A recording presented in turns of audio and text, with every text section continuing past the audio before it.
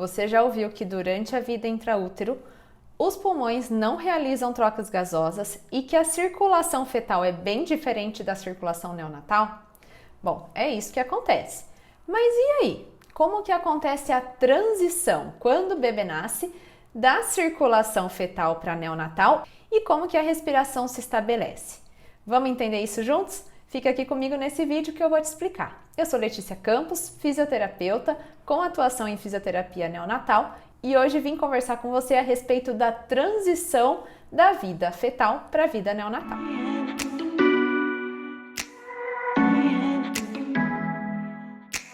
Uma série de eventos tem que acontecer ao nascimento e de forma muito rápida para que a respiração se estabeleça e para que a circulação fetal se torne a circulação neonatal. Se você ainda tem dúvidas sobre a circulação fetal, entra no vídeo que tem aqui no canal que eu falo sobre a circulação fetal, explico todo o caminho do sangue e das suas características durante a vida intraútero.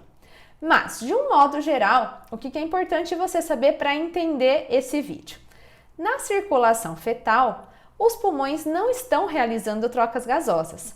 Na verdade, os pulmões eles estão preenchidos por líquido. Esse líquido é secretado pelo próprio epitélio pulmonar durante a vida intraútero para manter a capacidade residual funcional. Então, é muito importante que esse líquido esteja presente para que esse pulmão possa se desenvolver, possa crescer até o nascimento. Tanto que, quando nós temos situações que levam à redução desse líquido pulmonar durante a vida intraútero, a gente pode ter uma situação de hipoplasia pulmonar após o nascimento. Mas então, os pulmões não estão realizando trocas gasosas. Quem faz a troca pelo feto é a mãe. E esse sangue chega oxigenado até o feto via placenta, via cordão umbilical. Para que esse sangue oxigenado, cheio de nutrientes, vindo da mãe pela placenta, chegue mais rápido, de forma mais eficiente, todos os tecidos do feto que estão em desenvolvimento, existe uma série de adaptações que acontecem na circulação fetal para que isso seja otimizado. Então, nós temos na circulação fetal 3 desvios, que são ducto venoso, forame oval e canal arterial. Eles vão fazer comunicações que vão levar o sangue mais rapidamente para a artéria aorta para ser distribuído para todos os órgãos e tecidos do feto em desenvolvimento. Além disso, a circulação fetal ela é caracterizada por uma alta resistência vascular pulmonar. Por quê? Porque os alvéolos não estão realizando trocas gasosas. Então, o conteúdo de oxigênio é muito baixo ali no sistema respiratório do feto. Além disso, nós temos o líquido que está pressionando mecanicamente os vasos pulmonares. Então, esses vasos pulmonares durante a vida fetal estão em constrição.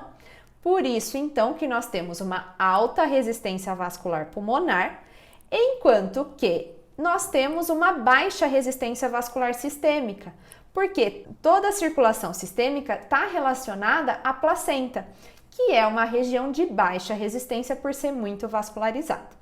Então, veja só, durante a vida fetal, nós temos uma alta resistência vascular pulmonar, nós temos uma baixa resistência vascular sistêmica, temos 3 desvios da circulação fetal que não devem existir depois do nascimento e nós temos também os pulmões não realizando trocas gasosas preenchido por líquido.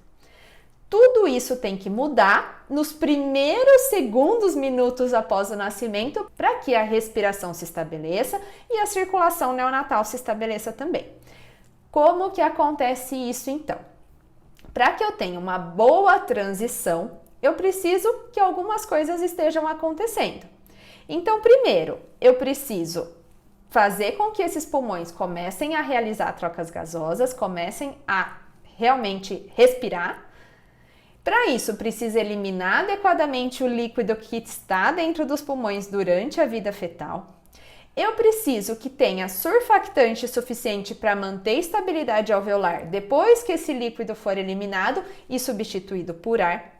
Devo ter tido um bom desenvolvimento do sistema respiratório para aumentar a área de troca. Preciso também fechar os desvios da circulação fetal e preciso fazer com que a resistência vascular pulmonar diminua e a resistência vascular sistêmica aumente, que é o que acontece na circulação que a gente está acostumado a ver no adulto, certo? Como que tudo isso vai acontecer? Primeiro passo, pelo clampeamento do cordão umbilical. Hora que corta o cordão umbilical, tira a placenta da história. Então, eu não tenho mais oxigênio nutriente chegando para esse bebê, eu não tenho mais fluxo de sangue pelo cordão umbilical chegando pelo ducto venoso. Isso já vai ser um estímulo para que os desvios comecem a se fechar e também é um estímulo para que as primeiras respirações aconteçam. As primeiras respirações acontecendo, o que eu vou ter? Uma redução do líquido que estava dentro dos alvéolos, que normalmente vai acontecer essa redução, substituição por ar, a partir da terceira respiração, nas respirações subsequentes.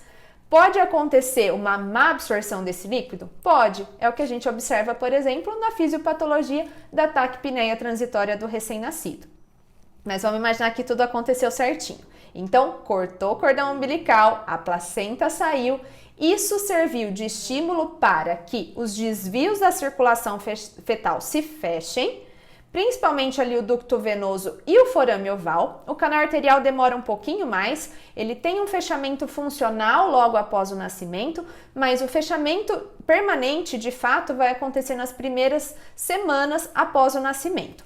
Caso isso não aconteça adequadamente, a gente tem uma situação de persistência do canal arterial, tá certo?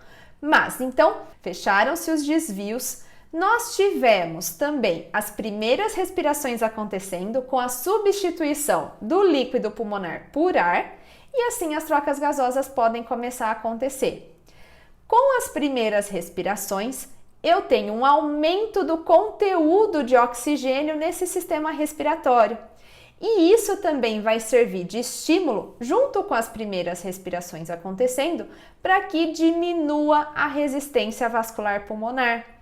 E isso então vai fazer com que essa resistência diminua, se tornando próximo do que acontece com o adulto. Lembra da resistência vascular sistêmica que era baixa e que vai aumentar após o nascimento? Isso acontece porque tirou a placenta dali. A placenta era uma região de baixa resistência.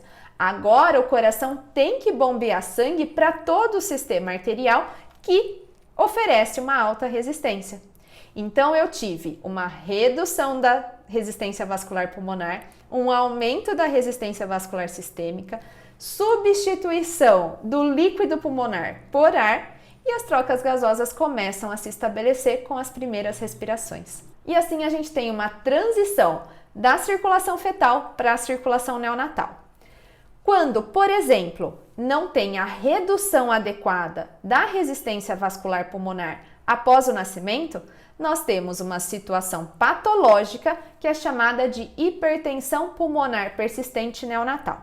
Ela pode ser secundária a algumas patologias, mas ela pode também ser primária por conta dessa má adaptação ao nascimento, tá certo? Com tudo isso, então, nós estabelecemos a respiração e estabelecemos a circulação neonatal, que é semelhante à do adulto, que tem aquele caminho do sangue que a gente está acostumado a aprender nas aulas de fisiologia, tá certo? Então, em resumo, o que faz essa transição acontecer?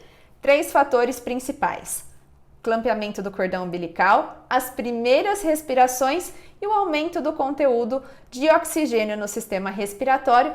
Em conjunto, tudo isso vai levar a uma redução da resistência vascular pulmonar, aumento da resistência vascular sistêmica, fechamento dos desvios da circulação fetal e estabelecimento da respiração das trocas gasosas pelo pulmão, que antes não estava fazendo essa função, tá certo? Espero que eu tenha te ajudado a entender como essa transição acontece. Se você gostou desse vídeo, deixa aqui seu like, se inscreva no canal se você ainda não está inscrito, assim muito mais gente consegue chegar até aqui e eu te vejo numa próxima. Até mais!